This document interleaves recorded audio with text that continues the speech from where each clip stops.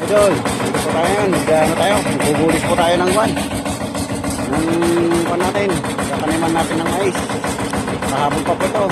So, katanayin niya, ito po yung kuliglig, oh. Yan. Yun. Ayan, papandarin ko ito. Yun. Ano lang yan? Ayun.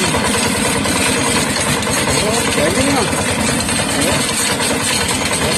Dolo. Ang kami yan. Yan. Hop. Hop. Yan. Ayun. Galing mo mga dolo. Galing yan, oh. Ayan, nakakaaro yan, oh.